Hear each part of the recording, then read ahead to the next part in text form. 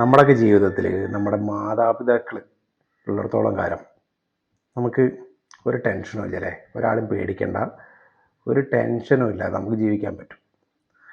ഏതെങ്കിലും ഒരു നിമിഷത്തിൽ അവരില്ലാതായി കഴിഞ്ഞാൽ, അത് ഇന്നത്തെ തലമുറയോട് പറഞ്ഞു കഴിഞ്ഞാൽ ചിലപ്പോൾ അവർക്ക് മനസ്സിലാവണമെന്നില്ല. കാരണം സ്വന്തം മക്കൾ അച്ഛനമ്മമാരെ തലക്കടിച്ച് കൊല്ലുന്ന കാലമാണ്. അവർക്ക് മനസ്സിലാവണമെന്നില്ല. പക്ഷേ ഈ ഒരു കുരങ്ങൻ, ഈ ഒരു പിഞ്ചു കുരങ്ങൻ അവർക്കൊരു ഓർമ്മപ്പെടുത്തലാണ് അല്ലേ?